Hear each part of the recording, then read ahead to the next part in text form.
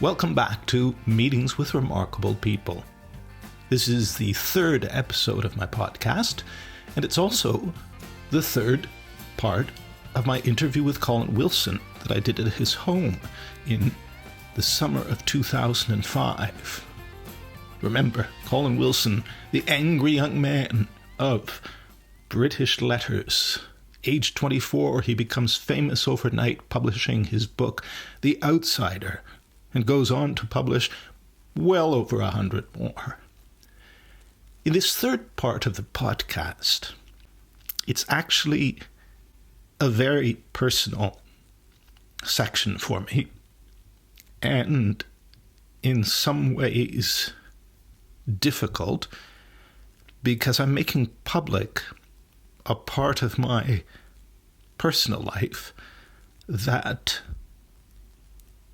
is long behind me and that I prefer to not talk about because it was a part of my past.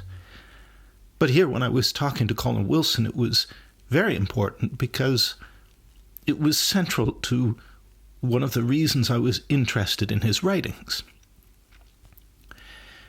I'm talking, of course, about me growing up in the 1970s and being a confused kid and exposed to drug usage. This was a period of my life that lasted for a very short time, and out of which I emerged with a much clearer sense of myself and how to approach life. One thing I find interesting about this, both in connection to the Colin Wilson talk and in connection to our world today, is I have found that many people of my generation, and perhaps younger, have suddenly decided that the use of hallucinogenics such as LSD, mescaline, and other drugs is not just a good thing, but a positive thing, a way to deal with such things as depression and personal mental problems. I have been reading many articles about these movements with enormous surprise, because I felt, as you will see in this podcast, that such drug use is not a solution, not a way to move forward, not a way to build personal strength and optimistic psychology or to reduce depression. I feel it masks the situation. In any case, this spurred on the talk, particularly in this episode, from Colin Wilson, the idea of his 7 levels of consciousness and what they mean and how to recognize them. Most of the episode is about controlling our levels of optimism and general contentedness and actually inducing the peak experience. Look, I think I've given a long enough introduction. Thank you. And I hope you'll enjoy this podcast. This is Brad Spurgeon with Meetings with Remarkable People.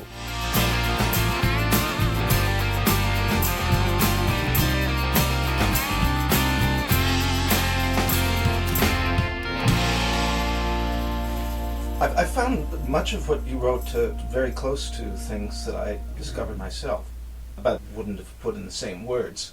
But I was interested in the mescaline thing you were talking about as well, with both your own experience and that of Huxley's. Because as a teenager I had, first of all, I grew up with a mother who was depressed. She had been adopted at about 2 or 3 and then put back up for adoption again at 7. Yeah. She was rejected twice, and she had a very black sort of view of the world and was depressed. And I kind of grew up thinking it was normal to be depressed, but and got involved in drugs at the time. I suppose I had enough up here that I wanted to advance somehow. And I had some experiences. I had both with the mescaline. I had the extraordinary, wonderful experience where, the world is the most extraordinary thing, and many of the things as described in your book.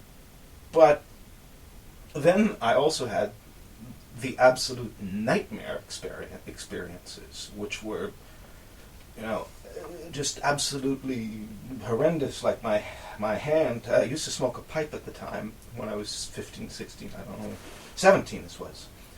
And imagining that I was suddenly eating the pipe, and then I was eating my tongue, and then there was blood in my lap, and my hand had been severed. It was like horror, but you believe it.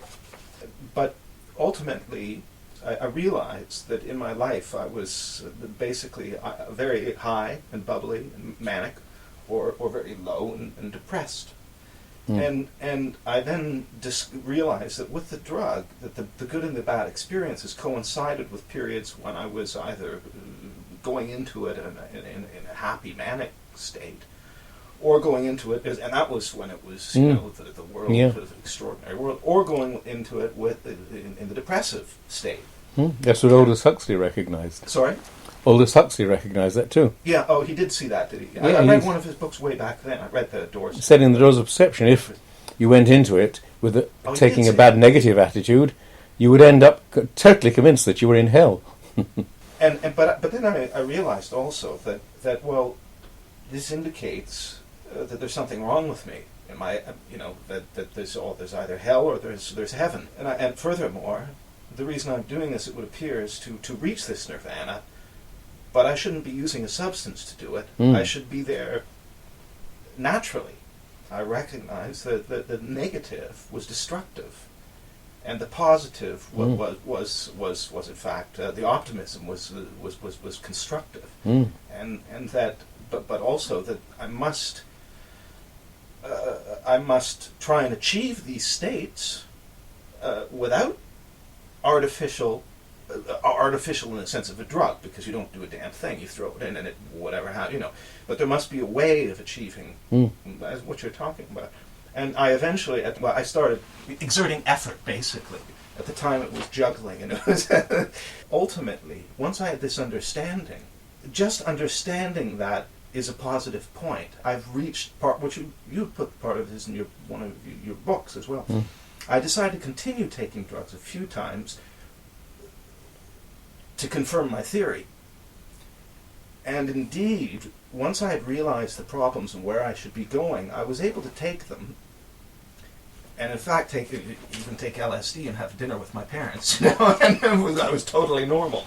And since that time, that period, I've never touched them ever, and I have no interest in them. It's an artificial and negative thing. This is one of the things that interests me in your philosophy, that you can naturally try to achieve this sort of thing. Well, it's a fairly simple business in a sense, and the key to it is in that book where I talk about the 7 levels of consciousness. Yeah. The point being that our ordinary normal human level is the 4th level of consciousness, and that when you recognize that Sartre's nausea is the lower level, that's level 3, ordinary human consciousness is level 4, that the lower half of level 4 is nevertheless still bloody hard work. There's that feeling which was expressed by Christina Rossetti, does the road wind uphill all the way right to the very end? And it's still pretty hard work, and then round about halfway up level 4 you begin to get that feeling of optimism, that feeling you can win. And quite suddenly you've got a sense of motivation and drive, and then suddenly the obstacles begin to go down, and you begin to get this increasing feeling of everything's going to be okay, of optimism. Now, it's quite difficult to pull yourself out of the pessimistic level into the optimistic level, that is beyond level 4.5, but once you're there, it's not terribly difficult to go on. Yeah. Now, level 5 is in fact the peak experience. The peak experience is a kind of spot gap between level 4 and level 5. That sudden feeling of absurd good news that Chesterton got, or Proust's sudden feeling, I'd cease to feel mediocre, accidental, mortal. And if you would get to that stage, you would be able to spend quite a lot of time in level 5, which is what I tentacle holiday consciousness or spring morning consciousness. You know, on a spring morning when you're setting out on holiday and driving down the road, you know, the feeling, my God, isn't everything lovely? You're in that happy state of mind and you stay in it for hour after hour. It's only when you begin to get tired, you know, that it begins to fade. But until then, you just have this feeling, my God, isn't everything good? Now, there's no reason why human beings, once they've understood how to do it, should not be able to maintain that state of mind all the time. Yeah. Time. I've never been depressed since that period. Yeah. I mean, and the other thing that interested me is that you have this point of how effort is necessary to reach the level. And yeah. Yeah. Well, the thing is, it does require, as Gurdjieff said, what he calls intentional suffering, not meaning suffering, but intentional, real effort until it hurts. That's why I really made the discovery when I was about 16 or 17, when I discovered the Bhagavad Gita, and discovered that if I sat on my bedroom floor in the morning quite early, before I went off to work as a lab assistant, and focused and stayed focused for about half an hour, just concentrated, for the rest of the day I was bubbly. I'd recharged my batteries. Now, what I've discovered as I've got older is that you can actually do that and stay in that state. And even over the past year, I've discovered it's possible to do this more than ever before. When I was pretty sure that the autobiography was going to be a great success, because it's as good a book as I've ever written. Yeah. And so when it, on the contrary, got viciously attacked, I sort of thought, well, I know I'm not wrong. Obviously the times are out of joint. But and then I went on. I wanted to do this book on the angry young men and various other things, and I went around seeing some of my fellow so-called angries, people like Doris Lessing, for example. And I then wrote 3 chapters of this book, and my agent submitted them to the publisher who had asked them to see them. And I was pretty sure, it's such a good book that it would be accepted. Instead, again, to my absolute astonishment, it was turned down. Anyway, this Could I it have found... been connected to the bad reviews? Could it have been connected to the bad reviews? Oh, no, nothing to do with that. And connected to Saturn being in my house, that's right. what it was. But so then, after I'd had this rejection, I sort of, naturally felt a bit gloomy.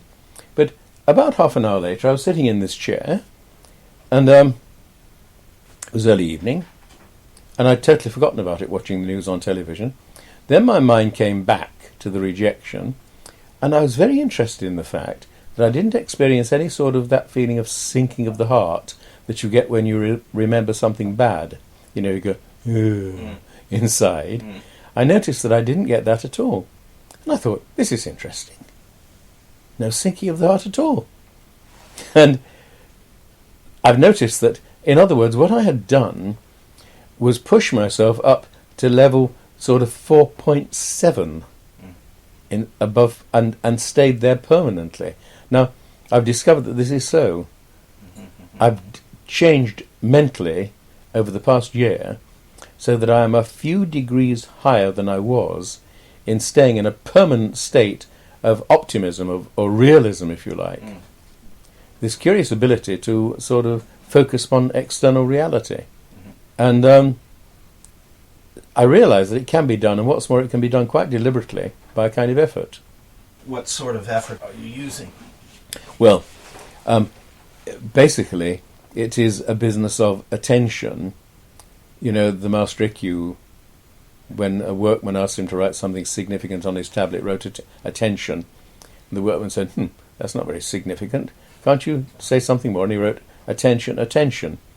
The workman said, what's attention mean? He said, attention means attention. Now, one day, I was out on the sun trap there, and I had to scan or duplicate a whole book I'd done about Aleister Crowley. And I was doing this sort of in, the usual state of mind, oh, come on, let's get this over with. Then I suddenly thought, this is going to take me at least an hour, And that's an hour gone straight out of my life if I just stand here and do it mechanically, thinking, oh, come on, let's get this over with.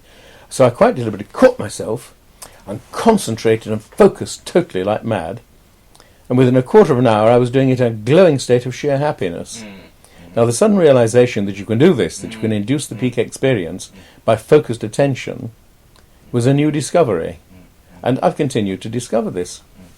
I mean, yesterday, for example, I did a pretty hard day's work, particularly someone of my age, I mean, a couple of hours' work is in writing, steady creative writing is quite enough for me. But I'd spent the whole morning having to read through a rather thick book about a particular murderer whose crimes are only half understood, so the book isn't actually a straightforward thing. And by the time I finished reading it, my eyes were sort of rather aching and my head spinning a bit. But then I had to settle down and write about it, all afternoon. Now, it so happened that in that morning I went to use the phone and I found the phone wasn't working. I thought, oh dear, hope I can get this into order before Brad arrives, or he's going to ring up and he'll get no reply. And I rang up the people at the telephone exchange and they said, oh, well, what you'll have to do, how many extensions have you got? So I said, well, we've got the main phone and 2 extensions. They said, well, isolate all 3 and test them one by one.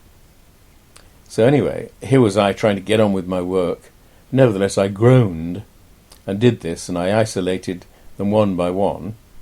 And I found that the trouble seemed to be with the phone in Joy's bedroom, which is the central phone in the house. And once I'd done that and isolated it, I discovered that I could actually make it work and get calls outside if I pressed the button on it, which for messages, a voice would come through saying, you have no messages, and then immediately this would be followed by a line which meant I could dial out. But I couldn't dial in. And then Joy came, no one could dial in. I rang my daughter and said, ring me back on this phone, will you, and see what happens. Nothing happened. She couldn't get back in. And finally she rang me on this other phone, the fax phone, and said, no result, because I just get an engaged signal. And then Joy came home, and I told her what was happening, and said, have we got a spare phone anywhere? And she said, yes, there's an old one downstairs. So I said, well, bring it up and let's try it. So we brought it up and tried it in the bedroom here, plugged it in, worked. And I thought, marvellous. Then, a bit later in the afternoon, I suddenly discovered that I wasn't able to get through to the web anymore. And I thought, this is something to do with all that messing about with the phone I've been doing. So I came back, looked in the other room, couldn't really see what was wrong, except there was something unplugged, but it didn't appear to be anything to do with the web. Just was an extension to an answering machine. But I plugged the whole lot in, and went back again into my bedroom, and sure enough I was back on the web. Now, all of that struggle to get back on the telephone, I realised had put me in a thoroughly optimistic state of mind, so that this tiredness didn't matter. I went on my walk bubbling with energy. I feel absolutely wide awake, and I thought, it's funny. Normally my tiredness is obviously a completely artificial tiredness, which is not real at all. Just due to the fact that I think, God, I am working hard. And since I've agreed to do this book on serial killers, I'm a 130,000 word book in 2 months. It's really heavy work. And so I'm sure that I say to myself, oh my God, I've done 3,000 words today, and something inside me says, well, you ought to be exhausted. And instantly I feel exhausted. And you realise that it's your own mind doing it. Thank you very much for listening to episode 3 of my podcast, part 3 of my interview with Colin Wilson. I hope you enjoyed it. And by the way, if you like the music that introduces this podcast and that closes it off, please know that that is one of my songs called Borderline. You can find that by going to my site, bradspurgeonmusic.com.